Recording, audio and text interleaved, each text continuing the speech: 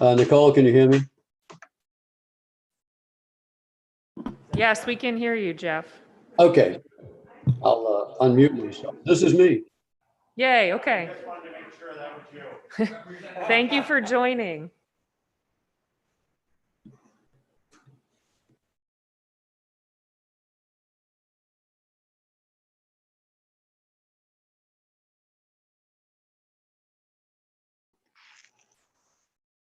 Hi, everybody.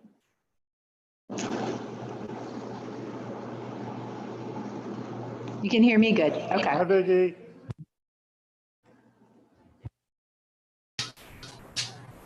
Can you hear me? Yes, please. Oh, hey, Tina. Yes, we can hear you. Hey, all right. To everybody speaking.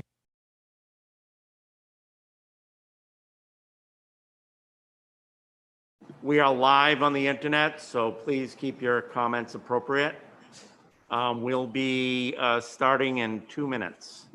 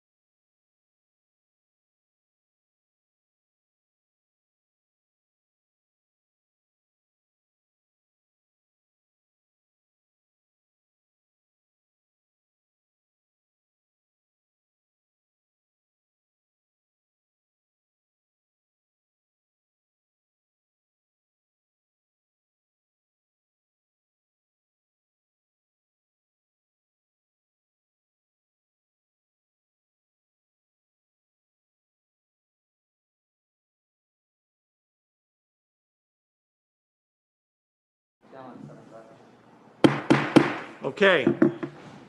This work session is called to order. I am State Senator Mark Lawrence. The Senate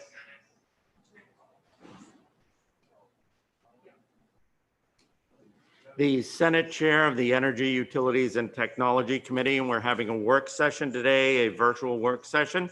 So I'll be going over some technical information before I take a quorum and giving everyone a chance to introduce themselves. There is a YouTube feed today, which is accessible to the public. It's turned on at or near the start. It has been turned on at or near the start time. We turned it on 5 minutes ago before this meeting, and it will remain on till the end of today's work session. We ask you that if you are speaking, please mute yourself when you are not speaking. After you stop speaking, please mute yourself. If your video or audio is on, even in the committee room, then if your video or audio is on, even if the committee is not then active in session or is on break, then the public can hear and see you. So please keep your comments and your conversations appropriate. For technical assistance, special directions for members who will be participating in the room. We're in the AFA room, which is room 228. You should have a green sheet like this. Everybody has been given, has some technical information. Please turn off the speakers and mute your microphone on your laptop. When speaking, we're going to be using the microphone buttons in the committee room, and you'll get feedback if your volume is not turned down on your device and you are not muted. Please use only the room microphone on your desk when you speak if you are in this room. All technical questions or issues should be directed to the legislature's IT office, not to the committee clerk or the analyst. If you contact IT, you have the following options to contact them. You can use the chat feature on Zoom to make a request for help. IT will be monitoring chat and will respond to requests there. Do not use the chat feature for substantive discussions during this work session. You can contact IT via the chairs. Let us know if you're having difficulty, and we can then contact IT. Depending upon issues, we may have to talk to IT directly through the Zoom meeting, and we may use the chat feature, or we may call IT. You can also call IT directly at the State House, 287-1625. I'm going to go over some committee procedures for today. There is a joint rule in the legislature requiring protective coverings and physical distancing. I'm going to read this through to you. An individual who enters any legislative space must wear a protective face covering while in that legislative space in a manner that covers both the nose and the mouth. So pulling your face mask down from your nose is not allowed. Unless the individual is unable to wear a mask or a protective face covering due to a medical condition. And the percent of people who have medical conditions that don't allow them to wear a mask is minuscule. So unless you have one of those minuscule medical conditions, you're required to wear a mask.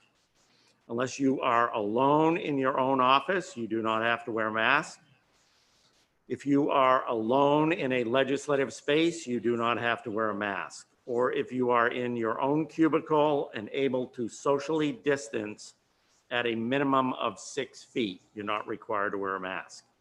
If an individual is unable to wear a protective face covering due to a medical condition, that individual may not be in the room in which a committee meeting is being held, but may participate remotely.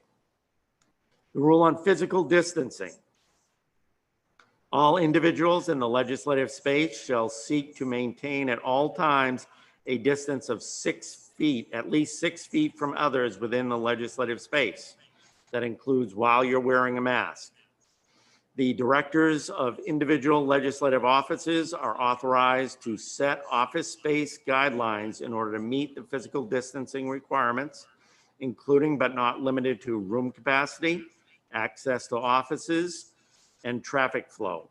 All individuals are exempted to comply with posted room and elevator capacity sign, as well as posted office specific physical distancing guidelines. Okay, and one item before I go through the committee procedures today, you all have been given an expense voucher. You should feel free to complete this, get it back to me or Representative Berry. We will sign it as the chairs of the committee. We'll hang on to them and turn them collectively into leadership. So overview of the committee procedure for today. Establishing a quorum. The committee is convening today with a quorum in this room, and I'll take visual notice now that there is a quorum in the room. I see 9 people in the room, but when I call the roll, I'm going to ask you to I'm going to ask the people in the room to identify themselves first, so that can be confirmed online. Once a quorum has been established, members who are not remaining in the room may move to their other locations in the building. So we're going to keep a minimum number of people in this room. I believe our analyst and clerk have set up other spaces for most of you, so you'll be moving to those rooms. Movement of the members to other rooms will require a short pause to allow the members to settle in and tune in from their remote locations. So I'm going to be taking a pause while that's being done. Once all members are settled and in and online, we will reconvene the meeting. The purpose of this work session today, the purpose of the work session is for the committee to discuss the bill, the last bill we have remaining committee, and make recommendations on the bill to the legislature. This is not a public hearing. Public hearing was held 1.5 years ago on this bill, and the public hearing is complete. This is a work session for the committee to discuss and debate the bill and decide.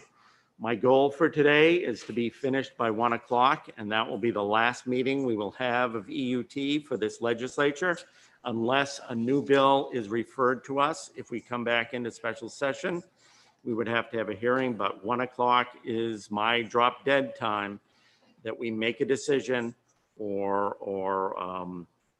we're going to have to leave the bill in committee and leadership will take it out and it will be considered a dead bill.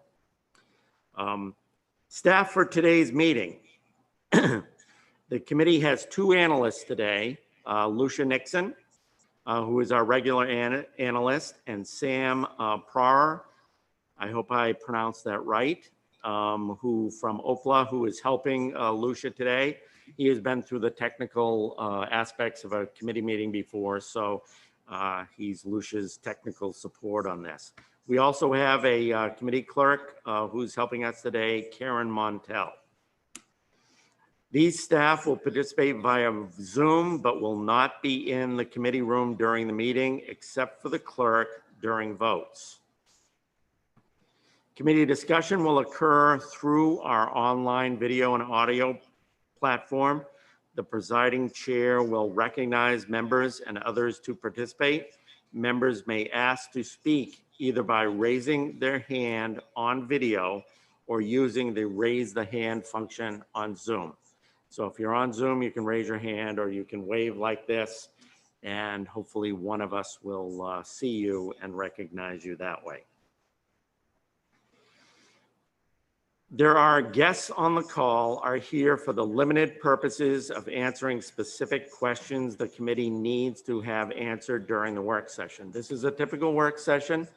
No one other than the committee is allowed to speak unless a committee member directs a question to somebody who's available to answer that questions.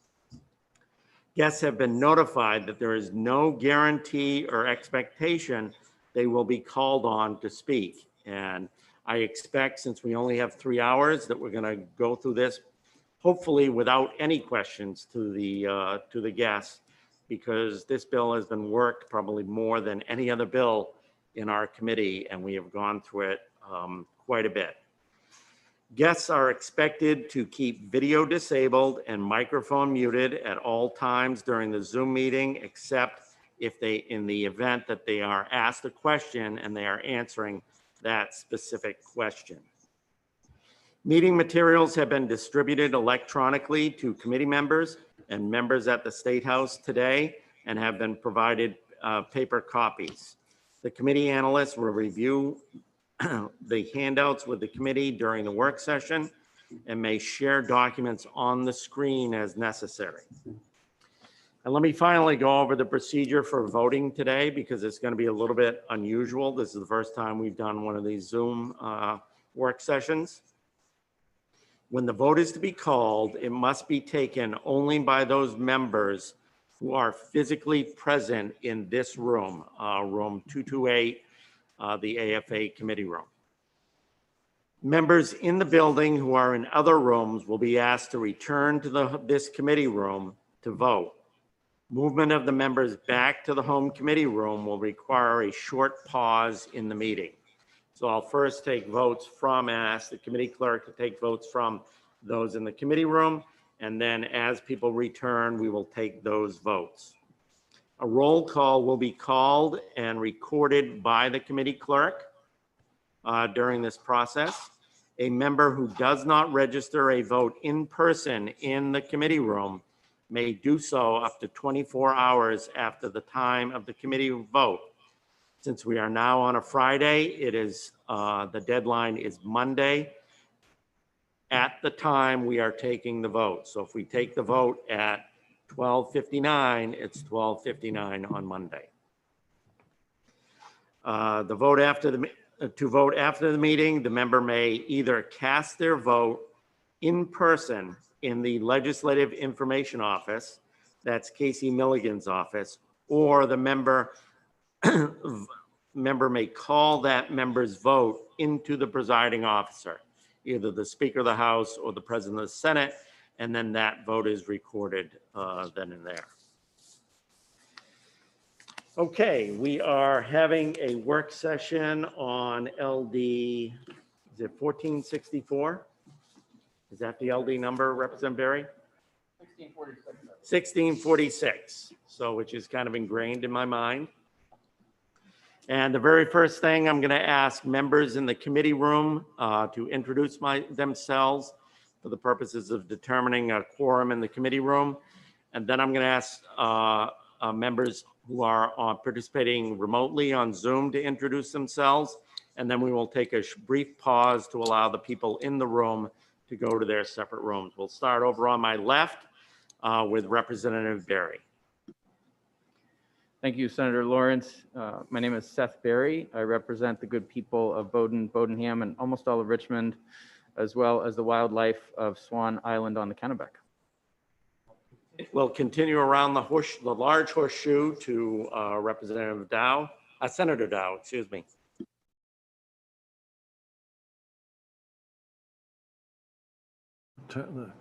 This is Senator Dana Dow representing Lincoln County along with the towns of Windsor and Washington. Good morning, Representative Nicole Grahowski, representing the city of Ellsworth and the town of Trenton. Thank you.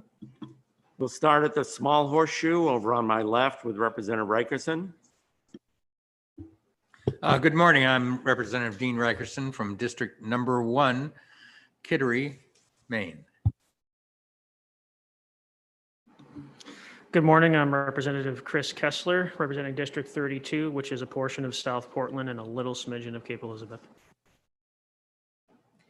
Good morning, everybody. I'm Representative Vicky Dudera. I represent District 94, which is Camden, Rockport, and the island of Islesboro.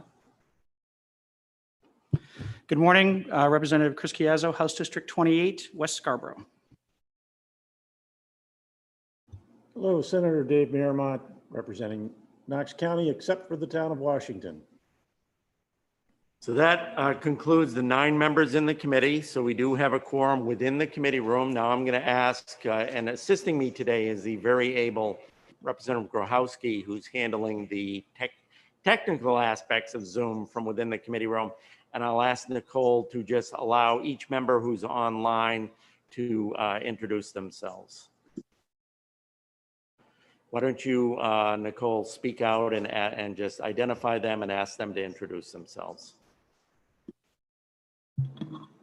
Thank you, Senator Lawrence. For members who are participating remotely, you will have to unmute yourself. So we could start with Representative Tina Riley, please.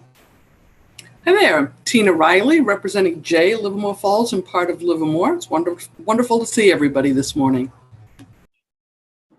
Thank you. Representative Steve Foster next. Good morning, Representative Steve Foster from Dexter, representing Dexter, Charleston, Exeter, Stetson, and Garland in District 104.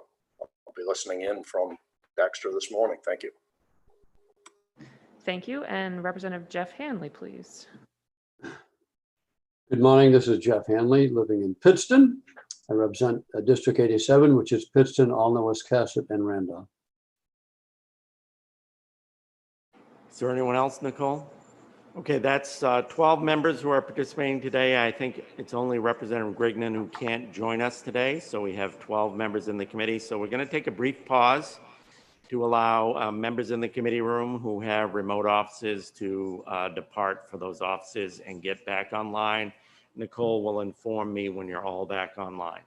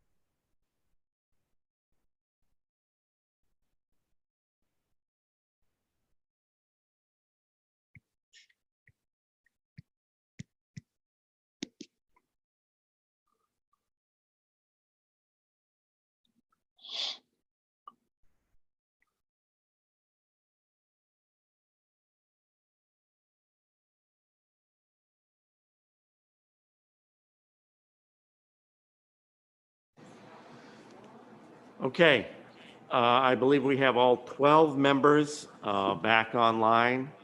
3 are in committee and 9 are online. And we'll continue to do that till we reach a vote point. At this point, I'm going to ask Lucia Nixon, our analyst, to kind of brief us on where we are at with this bill, kind of a little bit of the history, how we got here, and what's being presented to go over. I understand there were A and B amendments, and I understand from Representative Berry, he's working from our Amendment B, the B proposal. So that's the one I'll ask you to summarize, Lucia. Don't spend a lot of time on A. Lucia? Sure. Can you hear me fine? Whoop, yes, in one moment, Lucia. Before you start, Lucia, I just want to remind guests in the waiting room that if you're a little confused about what I say, we don't admit you until the point that you were asked a question. So you'll have to follow the work session through YouTube as everybody else does. But when time comes, if you are asked a question, we will admit you to the room, and then you'll be allowed to speak.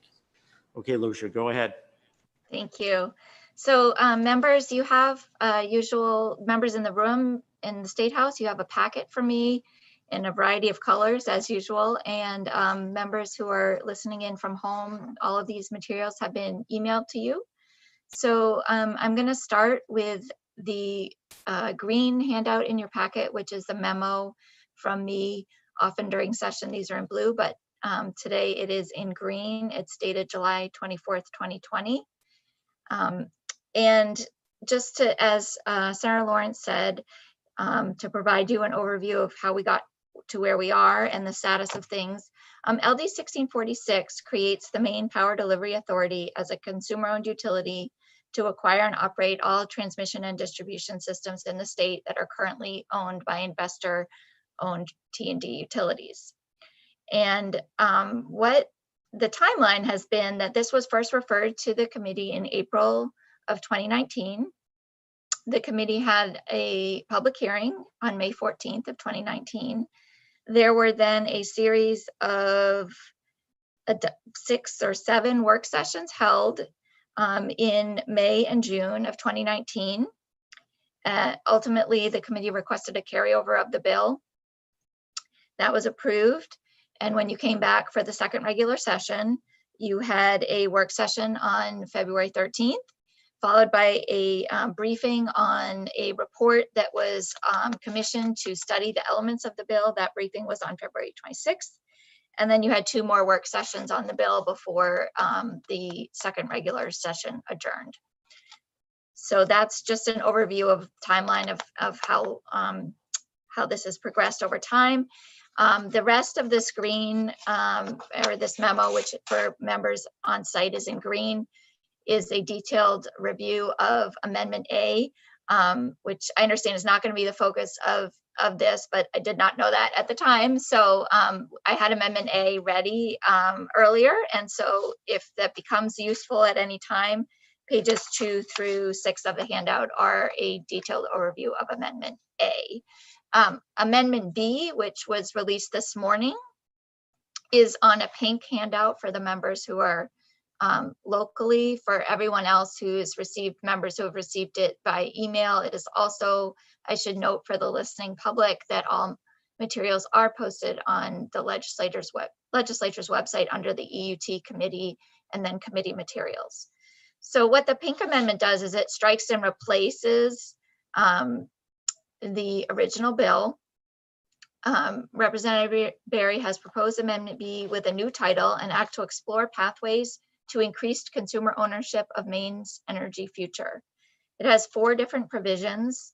The first provision authorizes the Efficiency Maine Trust to acquire, hold, and dispose of property that is part of or connected to energy efficiency measures or systems, an energy storage system, or generation assets as consistent with the purposes of the trust. The second provision of this bill directs the Public Utilities Commission to open an inquiry which would examine and make recommendations regarding a process that would provide notification to entities who are authorized to own transmission and distribution in the state whenever there is a proposed sale of an investor-owned T&D utility, and to provide the opportunity for the notified entities to bid on the sale. And this PUC inquiry is required to commence upon effective date of this legislation and to provide a report back to the Energy Utilities and Technology Committee in March of 2021. The third provision of the bill is another inquiry. It directs the PUC to open an inquiry to examine and make recommendations regarding a process or pilot program to finance capital investment by what's called a least cost capital provider. The idea being that this provider would be able to provide capital at a lower cost to ratepayers than would be provided by the proposing investor-owned T&D utility. This part of the bill requires the PUC to report results of the inquiry also in March of 2021. Finally, the fourth provision of the amendment is to establish a consumer ownership evaluation task force. This is the lengthiest and most detailed part of the bill. The task force would have 13 members, including 9 voting public members appointed by the governor, president of the Senate, and the Speaker of the House, and then 4 non-voting members, 2 members of the Senate appointed by this president of the Senate, and 2 members of the House appointed by the Speaker of the House. This task force has a host of duties, including conducting a range of due diligence studies related to the creation of a consumer-owned utility, developing a recommended outline for a transition plan and a business plan to move forward with the consumer-owned utility, and also to develop estimates of the net public benefits of transitioning to a consumer-owned T&D utility. The task force is directed to work with and request assistance from various state agencies and authorized to contract for staffing, consulting, or other services from an independent entity. The task force is required to submit 2 reports, an interim report in March 2021 and a final report in November 2021. And it authorizes the Energy Utilities and Technology Committee to report out legislation after review of the reports. As we go through this, I may have the opportunity, hopefully, to come back and review with you some of the ways in which this is poised as a legislative study. But as it has been proposed in this amendment, there are a lot of ways in which the aspects of this do not conform with the joint rules for legislative studies. And that is just something that is necessary to note. And you will see if you review the draft that there are we've inserted notwithstanding Joint Rule 353 in a number of places to call out for you the ways in which this is non-traditional in terms of a legislative study. But this would, as it is drafted, it would go to the study table. And I'm happy to come back and go over any, in more detail, any of the aspects of Amendment B as you need it during today's work session. And I think that's it for me for right now, unless people have questions. Thank you very much. Are there any questions from the committee for Lucia? Okay, my intent to proceed today is to recognize Representative Berry, allow him to present this amendment, describe it and anything. Then we'll go to members of the committee who have questions for Representative Berry about his amendment. And then I'll entertain a motion, and then we will begin our debate and discussion. So Representative Berry.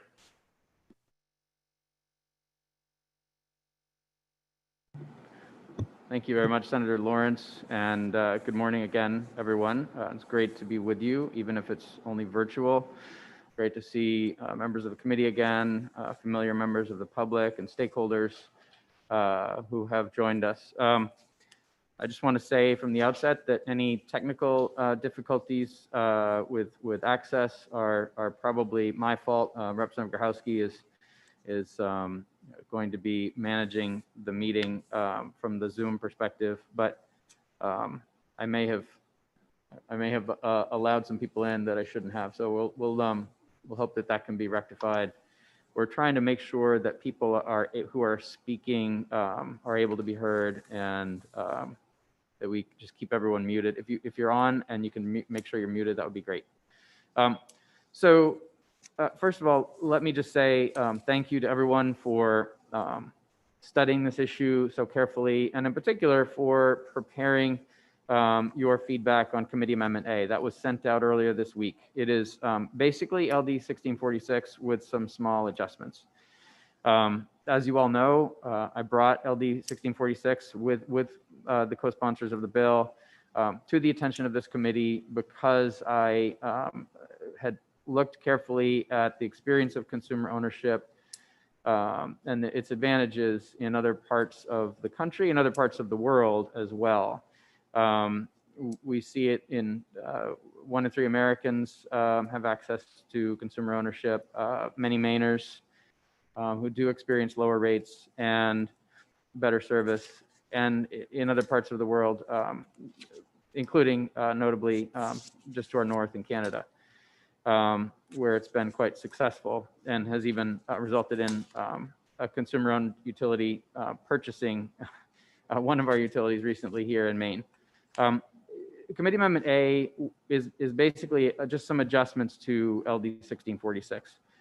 Those of you who prepared comments for that or who've already emailed us about that, I want to thank you for that, and I want to ask that you, if you haven't already sent us those comments, that you do so. And I want to actually reiterate in a moment just how you can do that.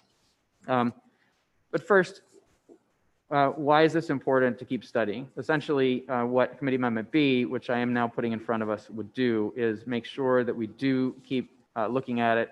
It takes the task force, the transition board piece of Committee Amendment A, and it puts it into a task force instead that would not commit us to any one path, but that would do the due diligence that LEI recommended, that the Industrial Energy Consumer Group recommended, that the Maine Renewable Energy Association recommended, that the Energy Working Group of the Climate Council recently recommended.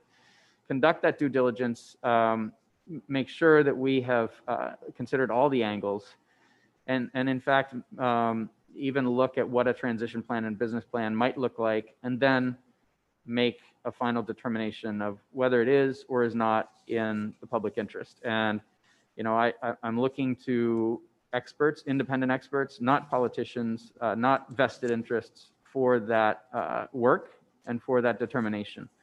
We have incredible expert retirees here in the state, former members of the Public Utilities Commission, former utility lawyers, former regulators from other states, engineers, accountants, financial analysts, people with expertise in labor and utility law. I could go on. Those are the kinds of people that we hope to draw from for this study, and who would have been put on the transition board in Committee Amendment A, and who in Committee Amendment B will be tapped to give us their expertise and their advice and contribute to Maine's energy planning and future in that way. So Committee Amendment B is the main event for today. And again, most of it comes directly from Committee Amendment A. Your input and thoughtful feedback on Committee Amendment A will be heard by us. It will be heard by them if we go forward with this task force. We will make sure that they receive it, and it is part of their proceedings as well. We have had many work sessions, as well as a very extensive public hearing on this bill. I look forward to wrapping this up with efficiency today. So I just want to share one important late-breaking news from this week, and it has to do with essentially a peer review of the LEI study that our committee received. Representative Grahowski, I think we'll be able to share that, a couple of slides from that, just to make sure that everyone has seen the recent reprojection by Dr. Richard Silkman, State Planning Office Director under Governor John McKernan in the 90s, Yale PhD energy economist, and someone who has advised industrial energy consumers for many years, and arguably Maine's preeminent energy economist. Dr. Silkman, as you see in the slide before you, has restated the LEI model, and in particular has found a very sizable cash balance on the balance sheets of the new utility in LEI's own spreadsheets, which were forwarded to us after they briefed the committee. You all recall that LEI came before us and gave us their rundown of the essentially the red lines. That was what they referred to as the reference case. The red lines on the chart before you represent what they projected would be most likely to occur based on 1.5 net book value acquisition, which they considered most likely. There were some initial costs over the first few years, and then there were some greater long-term and increasing benefits in the order of $200 or $300 million. So the LEI projection was a net benefit. They also did say elsewhere that the bill was fully constitutional, and they spoke about possible higher and lower estimates as well. Dr. Silkman found this cash balance when he was looking over the spreadsheet after we had adjourned, after we had already heard the report and we'd all gone home. They were kind enough to provide the spreadsheet. I very much appreciated that. And it was on a certain cell of the spreadsheet that by the year 2053, a cash reserve has accumulated of $5.16 billion, which belongs to ratepayers. It was not included in these red lines. It was not included in their projections of savings and dis-savings or costs and benefits to ratepayers. It was nowhere in the report. I believe it was an oversight. It wasn't a major issue, of willful omission. But nevertheless, it's an important point to bring to bear, I think, for this conversation of whether this deserves additional scrutiny. So that's why I referred to you. It came out earlier this week, that this reprojection existed and that there was an omission of $5.16 billion belonging to ratepayers from the report. So with that and a couple other differing assumptions about the costs of O&M, the costs of management, Dr. Silkman came up with the chart before you of savings from year one and increasing going forward. We'll now go on to the next slide, which shows those it shows those same benefits as they accumulate over time, and the annual savings accumulates to slightly over $9 billion with a V. So the 5.16 billion is part of that. This is in inflation-adjusted dollars, and the additional benefits have to do with those changes and assumptions that I referenced earlier. Dr. Silkman's available for questions later today, but I don't want to turn this into a presentation or a further study. The idea of Amendment B is really to just further pursue these costs and benefits and the additional questions LEI raised in their otherwise very important and helpful report. So I want to go on to just point you to, if you have taken time to give feedback on Committee Amendment A, some of which is being imported into Committee Amendment B, I want to remind you that the legislative website does exist. Ms. Nixon has already referenced it, but I just want to show you quickly where that can be found on the web, because I want to ask, as the sponsor of this bill, your written feedback, anything that you considered as you looked at Committee Amendment A, that you email it to us. Here's our website on legislature.maine.gov. Our contact information is there. I'm personally very interested. I won't speak for others, but please do send the feedback that you have on Committee Amendment A or any other feedback to me, and I will personally make sure it gets on to the task force that is proposed here in Committee Amendment B. The next thing that I wanted to share with you is Committee Amendment B. Just to reference that quickly, it did. It will be on our on that website I just shared with you. If you didn't receive it as an interested party to our email list, that's where you need to find it for the watching and listening audience. Others in the committee room have it before them on a pink sheet of paper, but I just want to, Lucia's already walked us through it a bit, but I just want to go over it to make sure people are fully able to understand my purpose in proposing these measures. So I propose that we do not commit to going forward just yet with a consumer-owned utility. That instead we conduct the due diligence that was anticipated in Committee Amendment A anyway, and do that again with not a transition board, but a task force. So if you turn to the very last page of the document, and I think we can go back to the regular screen now and stop screen sharing. Just want to make sure people knew that, what we're referring to.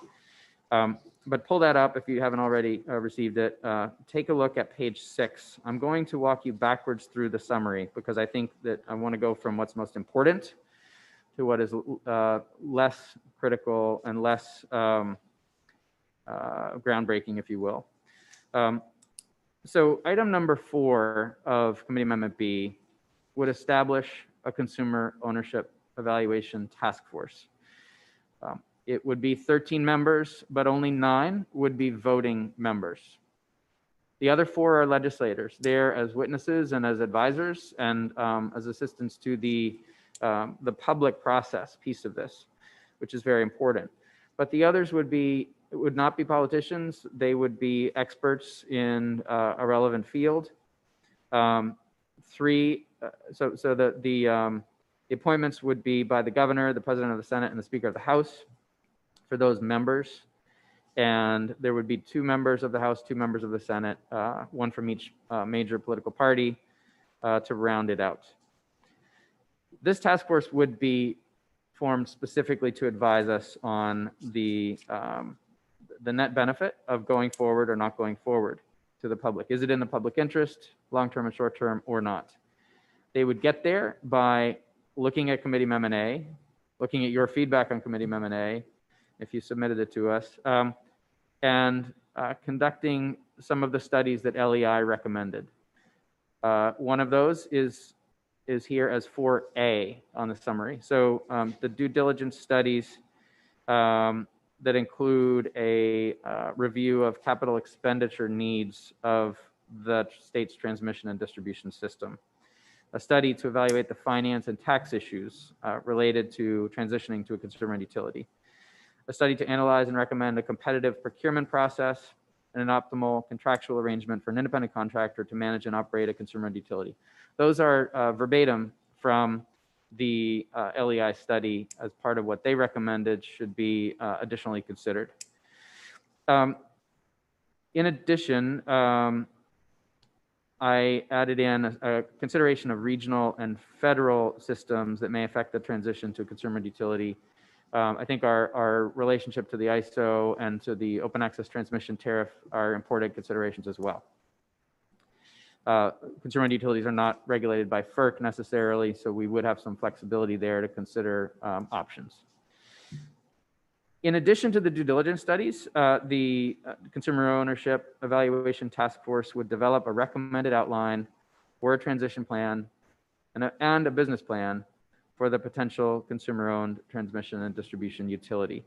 That outline and business plan is essentially a thought exercise and advice if we do go forward, but the reason for doing it is not that we're committing to it. The reason for doing it is to make sure that we've thought it through, that we've considered what would need to go into a transition plan, what would need to go into a business plan. I think Tom Murley, in his testimony on this bill a year and a half ago, asked about the business plan. We don't do business plans in statute.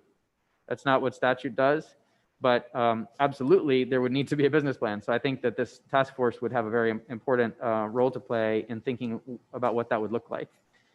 And having done that, having done those due diligence studies, having conducted that thought exercise of a transition plan and a business plan, these independent experts, with no dog in the fight, with no vested interest, and they would in fact sign an affidavit that they do not have a vested interest, would go on to assess the risk and rewards. I'm now on 4C.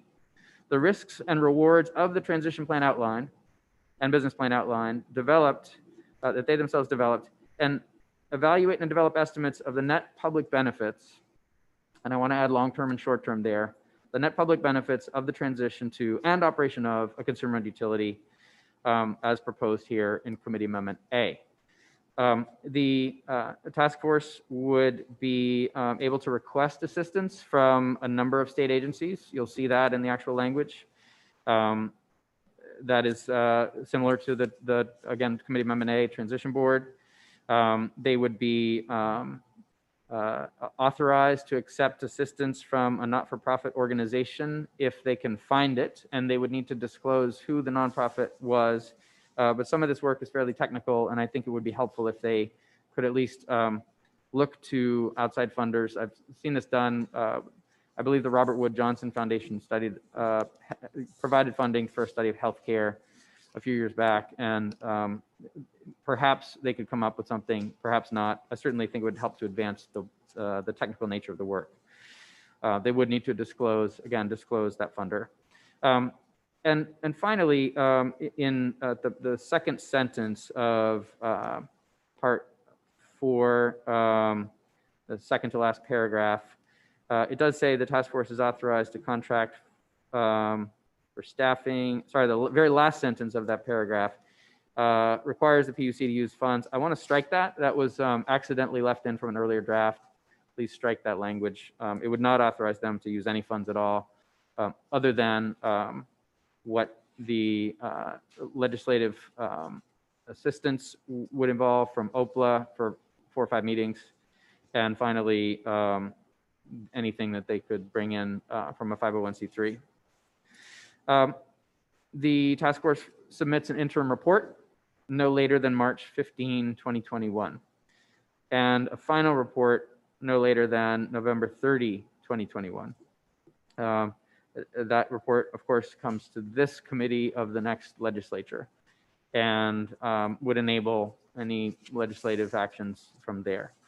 So that is the most important piece of this. It's only part 4 because that's how we do things in statute and drafting bills. But I wanted to start there because it is the most important, and again, comes from Committee Amendment A with only modest adjustments since we're not committing to anything.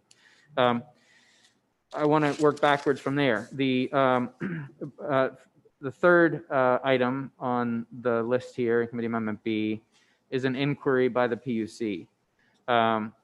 The second item also is an inquiry by the PUC. An inquiry by the PUC, and we can talk with Chair Bartlett about that later, is simply where they solicit input from interested parties, from stakeholders, and see what they get. And they would pass that on to us, having conducted that inquiry.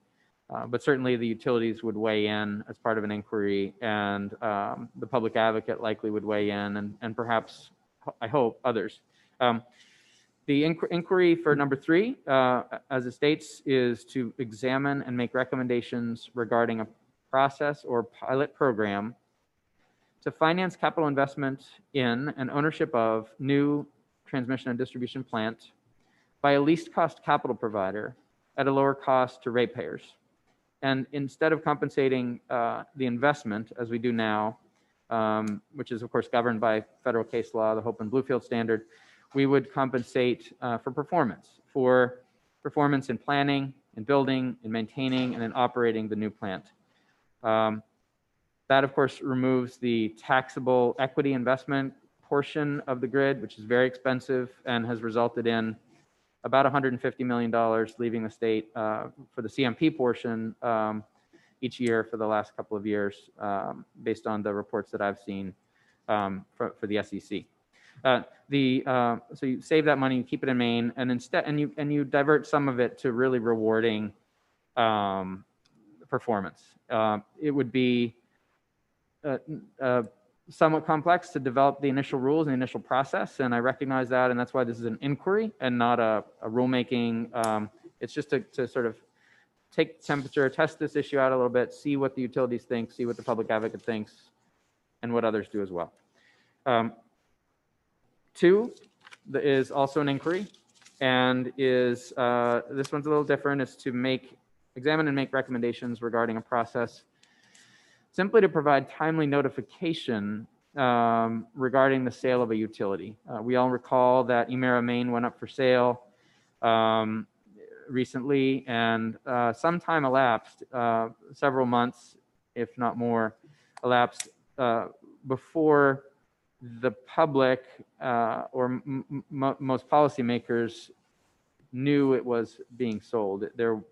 Most people learned of it through a filing at the Public Utilities Commission when the deal had already been made, and a government-owned utility based in Calgary called NMAX was going to be the buyer.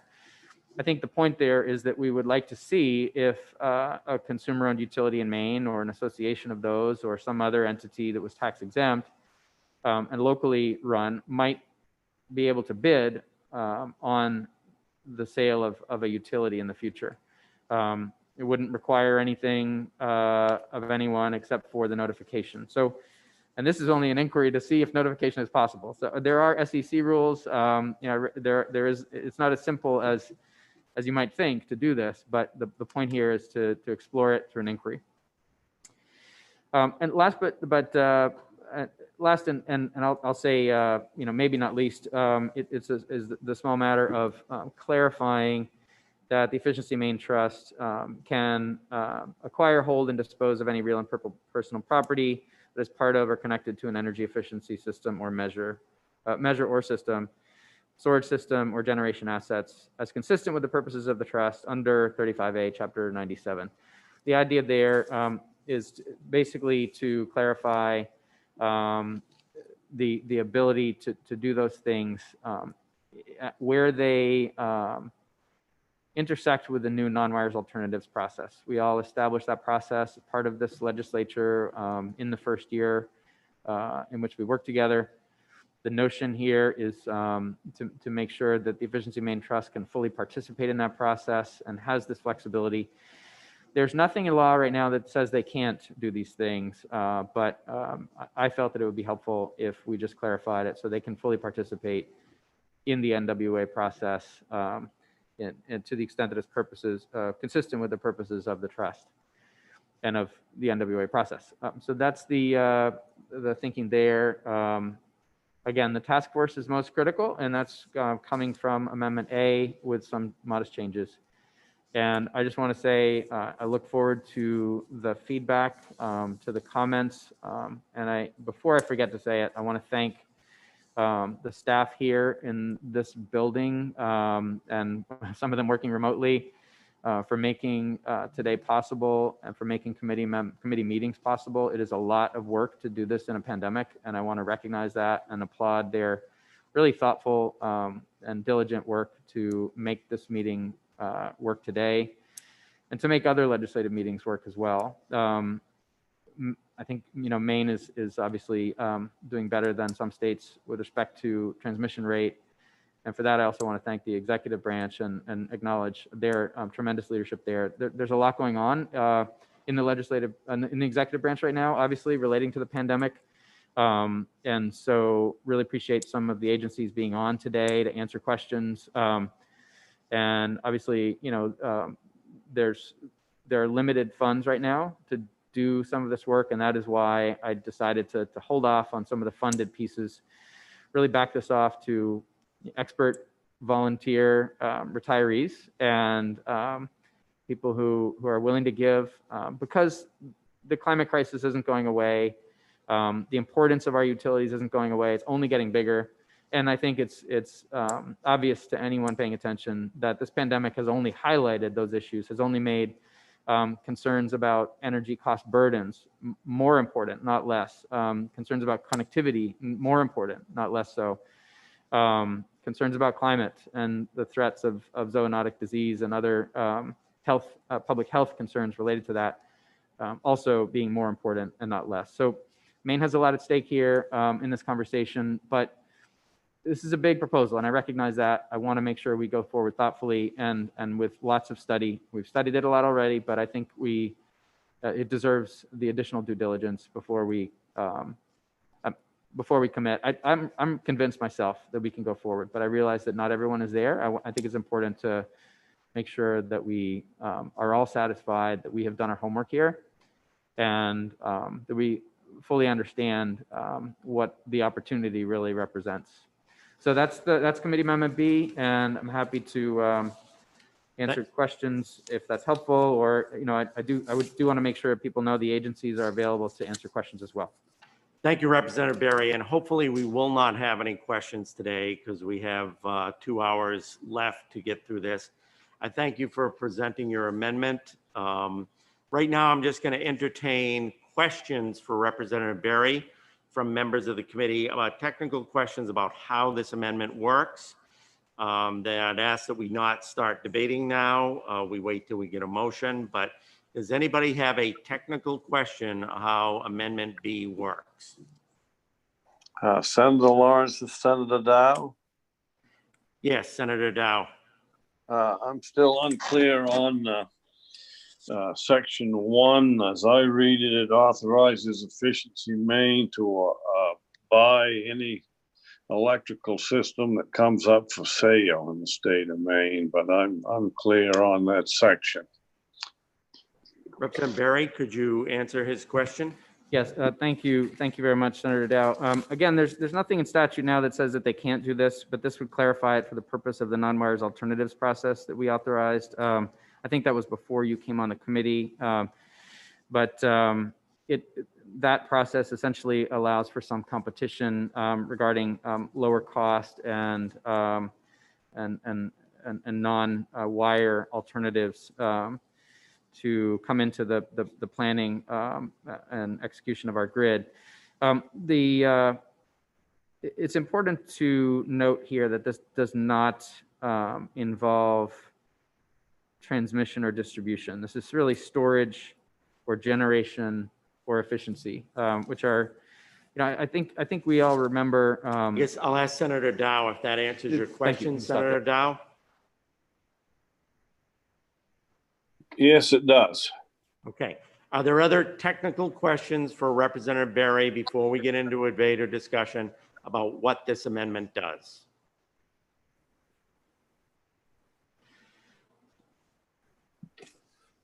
Okay, seeing none, I'll ask for a motion. Is there anybody who wishes to make a motion?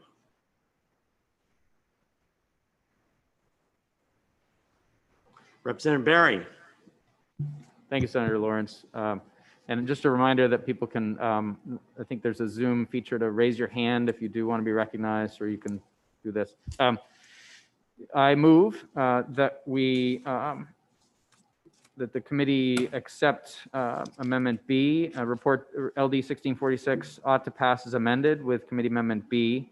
And just quickly, okay, so let's get the motion done. It's with the technical striking out of that sentence you indicated.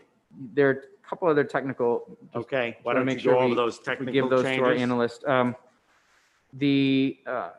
It's my understanding that the executive would prefer to name an equal number of members to each of the presiding officers, not the majority. So I'd like to move the public members 4 and 5 to the Speaker and to the Senate President, respectively. So again, the public members 4 and 5 under Governor, moving to the Speaker and the Senate President, respectively. That's one minor technical issue. Another is, I just want to really make sure we're clear. We're striking the language in 9 on page 5 of the pink sheet, where it says that the last sentence of that paragraph, where it's notwithstanding shall use funds from the reimbursement fund. We're not doing that. And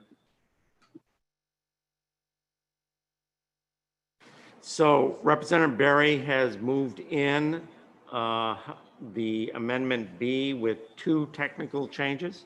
Representative Berry, are there any other technical changes? thank you, Senator Lawrence. I think the one other thing I'd like to suggest is that the study reference Committee Amendment A. I'm going to ask our analyst for her wordsmithing on that, but I think it is important that they're looking at people's feedback, as I mentioned, on Committee Amendment A this week and on the original underlying bill. So I think that additional specificity may be helpful to the task force in understanding their mission.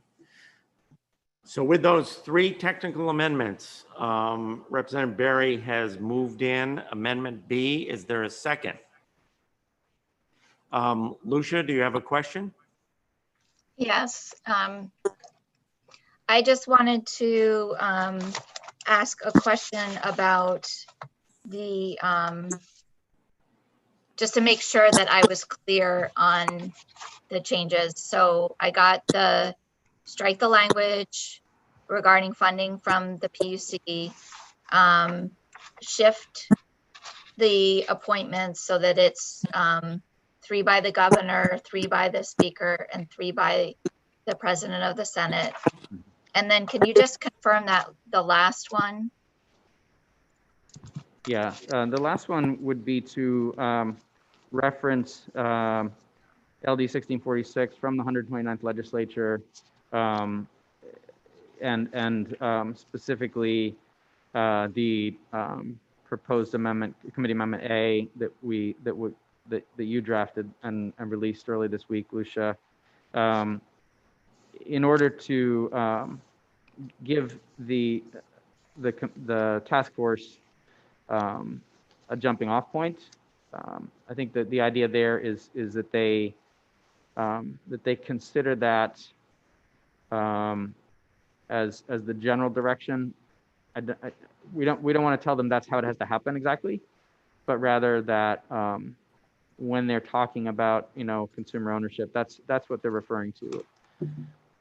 Okay, so there's no problem to reference. It is possible, I think, to reference LD 1646, which is a legislative paper of the 129th legislature. We could try to put in some descriptive language. There's no specific way to reference a working paper of the committee in as we go forward. So there's not a way.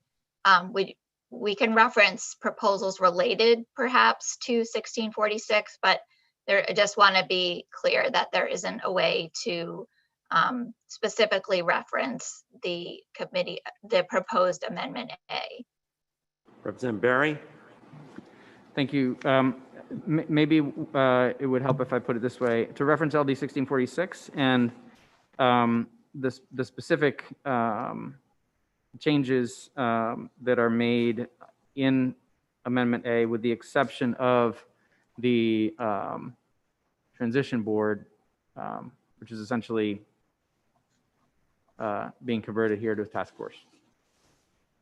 So I think Representative Berry, what Lucia is saying is we can't ask them to review a paper that's not officially before the legislature. So what I may suggest is that anybody can submit anything to them for review, and that maybe you would want to submit to this study committee that amendment to ask them their review and their opinion. Representative Berry? Thank you. Let me, I don't think I was clear. I simply mean that we would reference LD 1646, but with the following amendments. To amend and clarify the purpose of the Maine Power Delivery Authority to improve reliability, stabilize rates, and help Maine to meet the state's climate goals. I'm working from the summary of Committee Amendment A on page 12 of the yellow document. So we would refer them to that amendment of the mission being clarified. we would refer them to the second, to number 2 there, changing to a majority elected board. Because that would, I think, impact their discussion. We would refer them to the LEI suggested amendment of under 3B. And that, again, putting this language right into our committee amendment. And then by doing that, we would work around the concern that's been raised procedurally. Lucia, is that something that can be done? We can put the substance of that into the scope of the committee study? I'm just processing this right here as we go, but I think the study could certainly say that the task force shall, use LD 1646 as its foundation and shall also consider the following issues and lay it out like that. So, 1646 and consider changing the composition and requirements of the board and consider the process through which the determination of the price would be made and consider. So I think that in that way, I could figure out a way to do it, to say they shall consider LD 1646 with the following potential changes, and then descriptively put them in a format. Exactly. Okay, thank you, Lucia. So Representative Berry again has moved this amendment B with 3 technical amendments to it. Is there a second? Who does? I'll recognize Representative Dudera.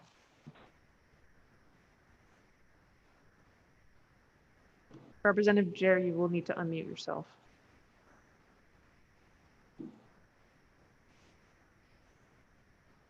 Representative Dudera, if you could. Thank you.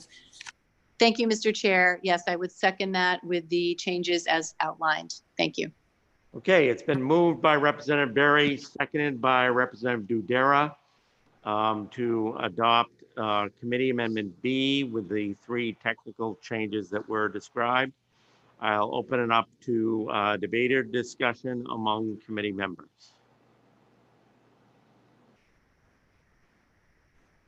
And I'm relying on the able assistance of Representative Grochowski to tell me if I missed somebody, but I see Representative Chiazzo frantically waving his hand. I'll recognize Representative Chiazzo.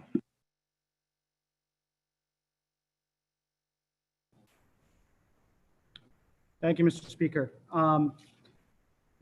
I appreciate the Herculean effort that's going into trying to move this forward and the time crunch that we have. So pending a future language review, I have some short-term concerns with Section B and Section C of the committee makeup, as well as the funding mechanism behind it. So I guess I would ask the best way to proceed. Should I ask my questions individually or ask them all at once and allow for response? I would suggest you ask your questions all at once, Representative, and then we'll allow Representative Berry to respond. Okay, thank you, Mr. Chair. So in Section B, it says the task force shall develop recommended outline for a transition plan. And then in Section C, it says the task force shall assess the risks and reports. I understood Representative Berry's explanation for that. My concern is that, or my question, I guess, maybe is if as part of Section A, in their evaluation, this almost seems like it's predetermined that the result is going to be a consumer-owned option. I'm wondering if that could be either changed to may, or if the representative is willing to remove those to put them as an action item off the interim status report that is to be provided no later than March 15th. And that would be a recommended action item based on that interim report. And then the last question I have is regarding the funding. I recall in the past, we've had some challenges and concerns with 501c funding other studies and aspects simply because of the perception or the foregone, or the appearance, I guess, of bias.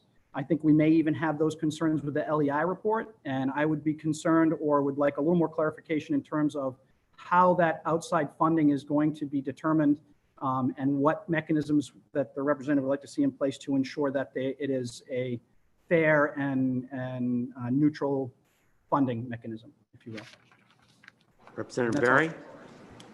Thank you, Representative Chiazzo, for those important questions. So the reason that the task force shall develop, the reason for that word shall, is that it's hard to judge whether a business plan is good until you have a business plan, right?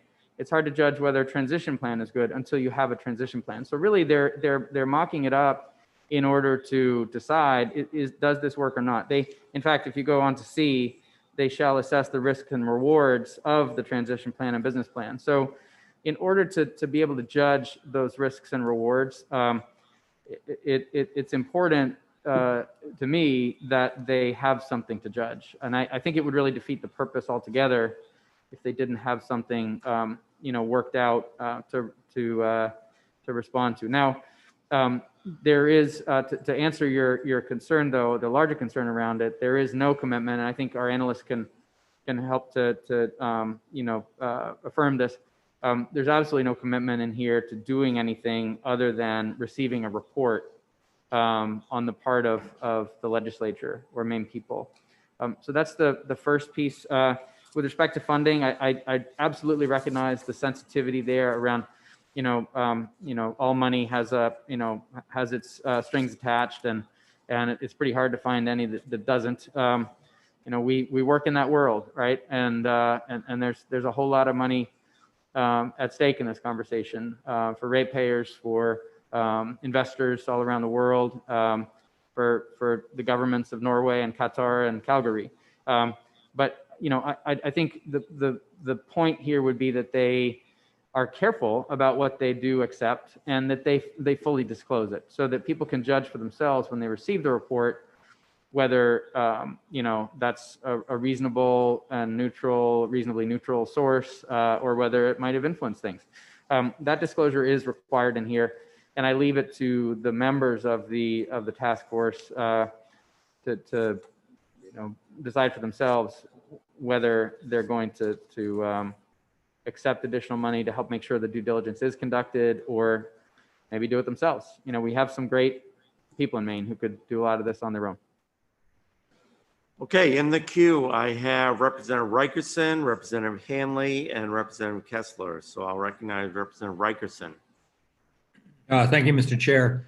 I'm always reluctant to vote on something until I know what the bill really is. So I just want a confirmation from the analysts that we would be able to look at the language review remotely and be able to approve it that way. I just wanted that confirmation on mic.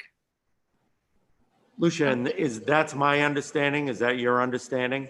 Yes, so you have the language before you today, the changes that are being proposed. If voted, a language review would be done with the committee electronically. Thank you. Representative Hanley.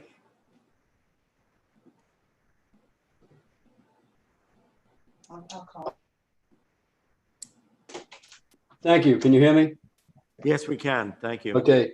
I'm upset with this whole thing. We got a brand new bill and no public hearing. We shouldn't even be discussing this. You've changed everything from the title page on. And so, I mean, I know there's a motion on the floor, but I'm in no way going to support it. I would like to make a motion to adjourn. Stop wasting time and money. Thank you. Was that a motion, Representative Hanley? You have a motion on the floor, Senator. I don't believe I can introduce a new motion at this time. Okay. Representative Kessler. Thank you, Senator Lawrence. Can everybody hear me? Yes, we can. Okay.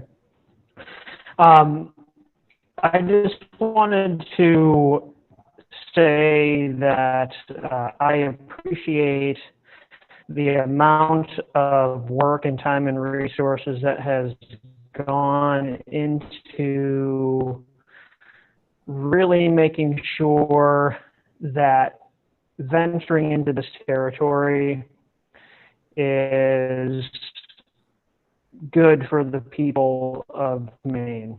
And I originally signed on as a co-sponsor because I thought that the idea just on a surface level was good for the people of Maine. And as we have progressed down this road, it's become even more apparent to me that the potential benefits for my children and their children are going to be great.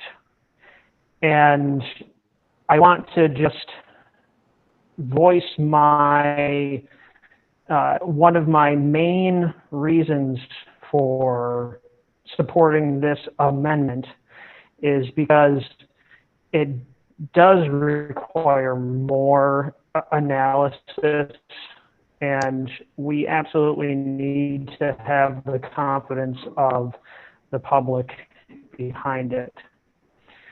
The other reason why I am going to support this amendment is because when we talk about our energy future and what's been happening in our country over the past few decades, we've been seeing a gradual relinquishing of our own sovereignty in our country when it comes to things like farming, when it comes to land ownership, housing, the grocery stores that we shop at, and our own utilities. More and more are being influenced by foreign investors. And we are literally sending billions of dollars out of our state every year in combination. And that is resources that we can hold on to and truly make ourselves an independent state. And that was one of the primary reasons why I ran for office. And I think that we should be wholeheartedly pursuing this. So those are the statement that I wanted to make, and I wholeheartedly support this amendment. Thank you. Thank you. Representative Kessler, any other debate or discussion? Are we ready for the vote? Whoops, pardon me. Who is waving up there? Senator Miramont. Thank you, Senator and chairs. I can repeat a lot of what the representative just said, but I won't. I just watched our laws, our utility laws used for for-profits, and that wasn't the worst part. It was the lack of creating a good, strong electrical system for the state. And then if they did that, making a profit, a reasonable profit, following the law and the spirit of the law that provides monopoly access, okay. But during this process, during these many hearings, this folder is piled thick here on my desk. We've been here for the hearings. Each part has revealed something. Today in the news, a $500,000 fine for sending out notices even when CMP had been warned before not to do such a thing. There's an ongoing thing for which that hasn't been resolved, I'll say at this point, but they started sending out some other mailers that I think the PUC is going to look into.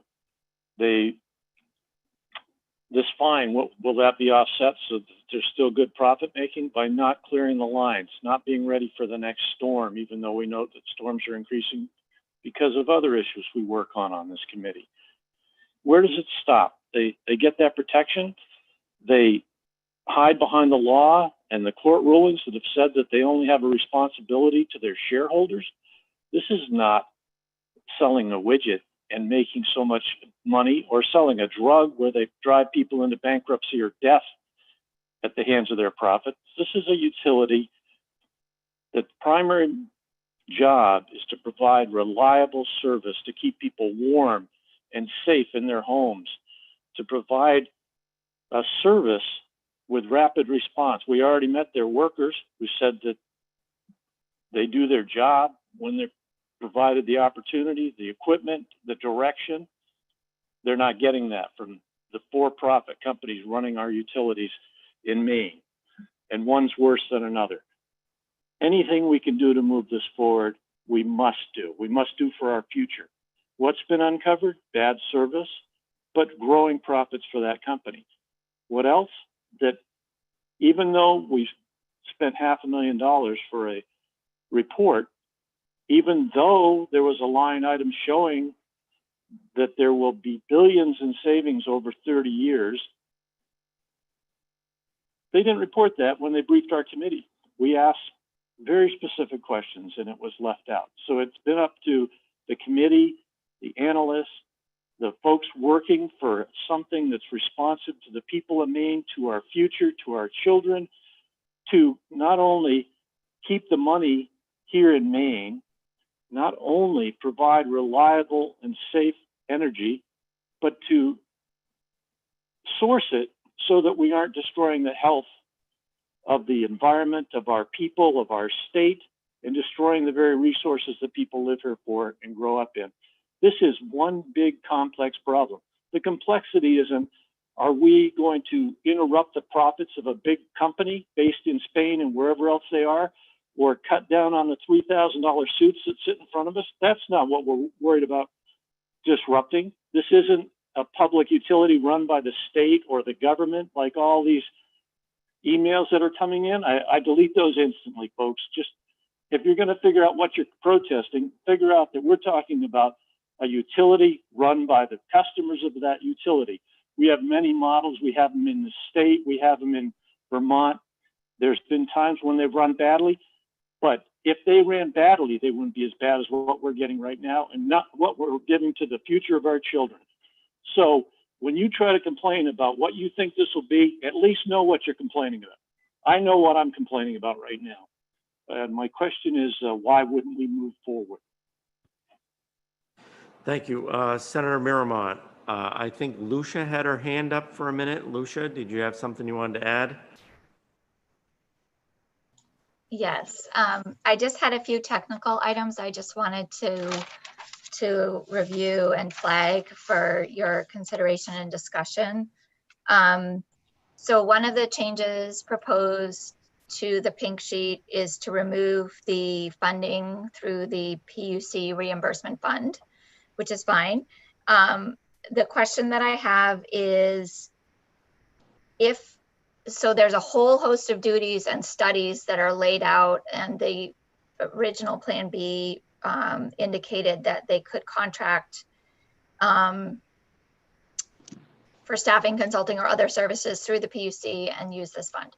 So my question is, if they don't get outside funding, is there an interest, or what is the expectation?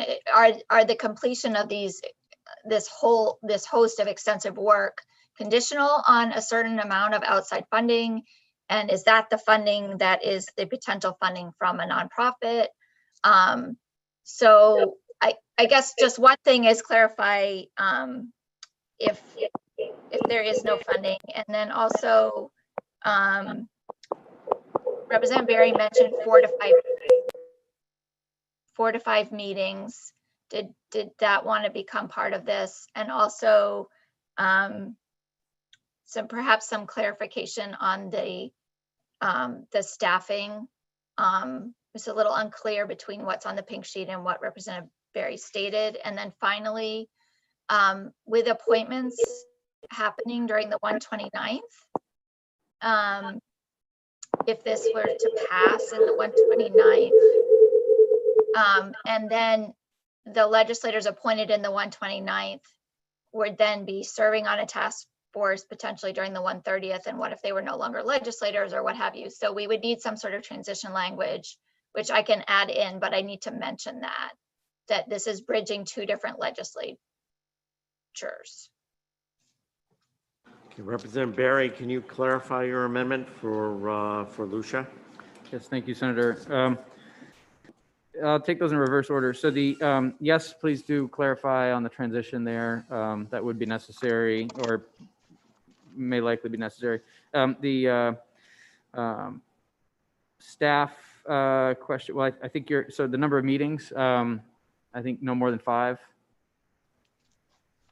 And with respect to funding, you know, I think I don't want to leave it in there that the Public Utilities Commission could assist with the process of you know, putting out an RFP, because there does need to be an agency with that kind of expertise involved. I would leave it to you and the commission to determine how best to make that happen. But the intent would be to, if there is funding from a nonprofit, that it be directed competitively through the PUC RFP process. You know, if there are any technicalities there, I think the commission is better suited to answering those than I am. Representative Dudera, are you comfortable as the person seconding the motion with those clarifications of the amendment?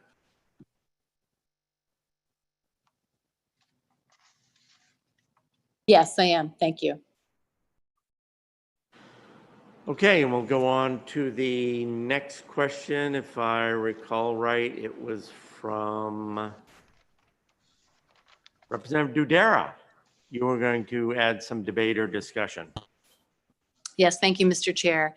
I just want to recognize and thank Representative Berry for all the work on this, our analyst, the many stakeholders who've participated in these discussions, and then all of us who've considered it a couple of times. And I am, you know, obviously I'm seconding, but I'm going to be voting in favor for Committee Amendment B. But I will say it is bittersweet for me. I've been an advocate for the consumer-owned utility from the beginning. I think it is, you know, it's what's needed for our environment, for our economy.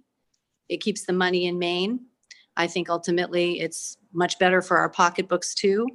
And it is the plan that will help us achieve the governor's climate goals.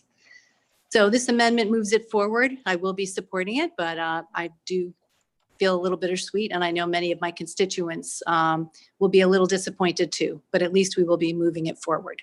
Thank you. Thank you. Representative Grochowski, do we have anyone else who wants to debate or discuss? I do not see anyone on the screen.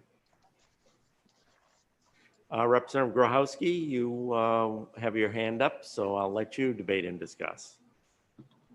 Thank you so much, Senator Lawrence. Thank you all for complying and being excellent Zoom attendees as well. I appreciate you're not making my job too hard over here.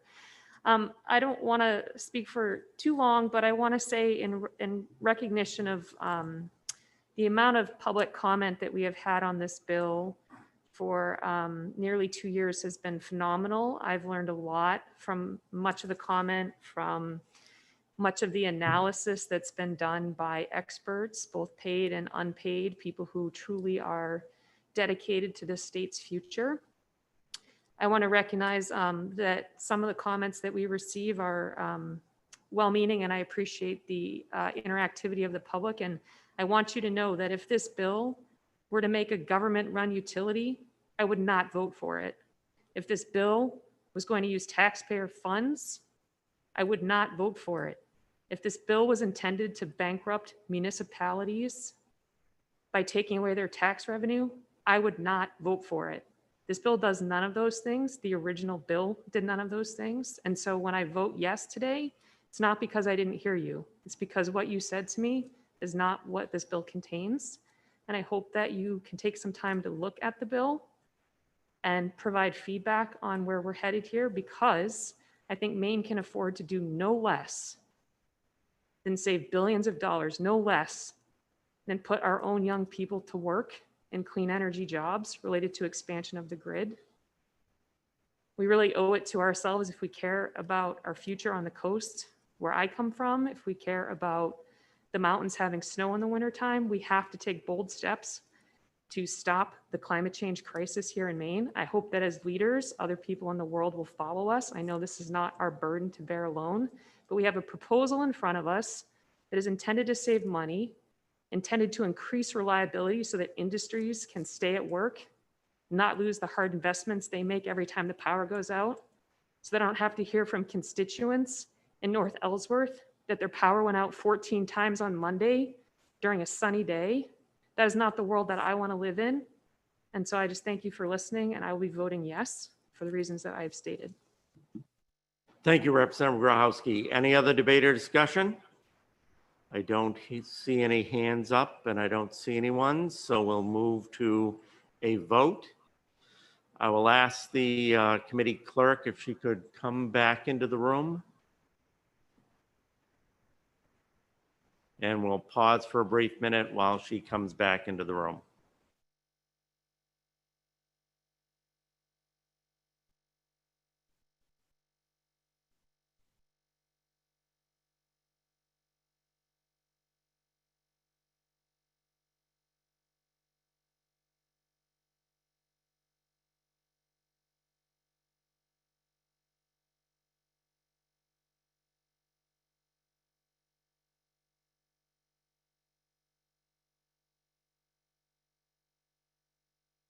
Lucia. Yes, other members who have been located in other rooms in the building also need to come back to room 228 for the voting. Thank you. I was going to get the committee clerk in first.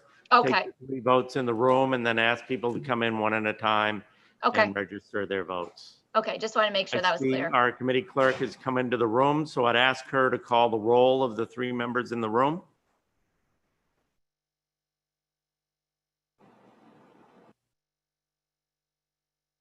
Yes.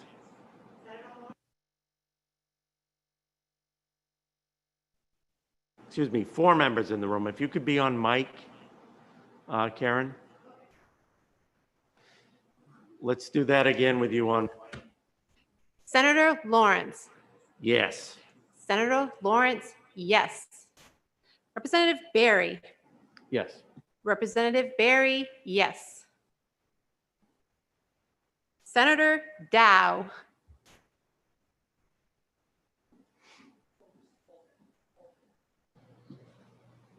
No. Senator Dow, no. Representative Grochowski. Yes. Representative Grochowski, yes. I hope I pronounced that correctly. And now I'll ask, there are 5 members in the State House, so I'll ask you to come in one at a time, kind of form outside the door and come in and record your vote. Karen will call your name when she sees you, and then you can exit and we'll have the next member come in.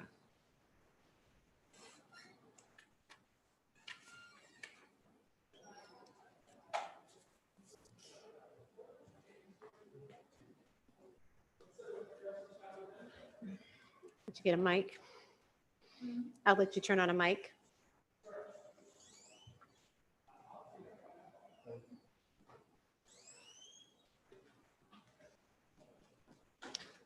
Excuse me, I was going to ask Senator Dow. I'm assuming it was just an ONTP, no additional. He was. Yeah, I believe so. We'll ask him when we're done. Right. Okay. Representative Dudera. Yes. Representative Dudera, yes.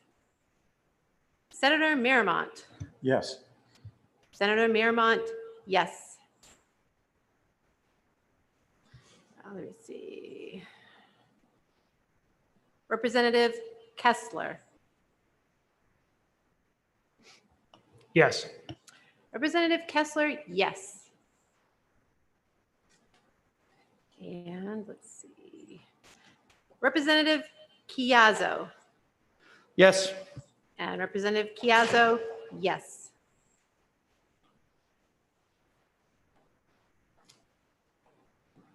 Representative Rikerson. Yes. Representative Rikerson, yes. It appears that 9 members have been voting in the affirmative. Excuse me, 4 members not being, I'm sorry, 8 members having voted in the affirmative, 1 member in the negative, and 4 members not being present. The motion prevails. I'll ask Senator Dow if he's online and listening again, what his report is going to be. I assume it's going to be ought not to pass, but we'd just like that clarified. Senator Dow, if somebody could grab Senator Dow in the hall.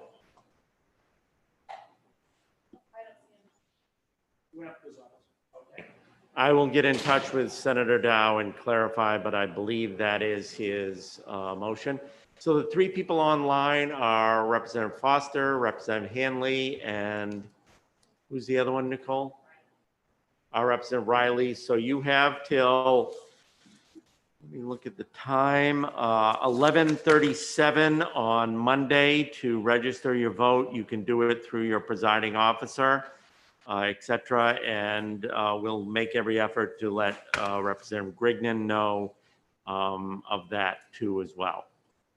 So that concludes our work for this work session. Since this is our last work session, I really want to do a special thank you to Lucia Nixon, who has really done extraordinary work for this committee. We're very lucky, and I know on this bill especially, she put in a tremendous amount of hours. So Lucia, we really appreciate the work you did. Thank you very much. And I'd like to also thank Sam Prower for his able assistance with lots of drafting for this as well. Yes, and Karen too as well for helping out today. With no further ado, I'll entertain a motion to adjourn. Representative Barry. Mr. Chair, with gratitude for everyone's hard work this last 2 years, I move that we adjourn. Been moved by Representative Barry, we adjourn, seconded by Senator Miramont. All those in favor? All those opposed? We are adjourned.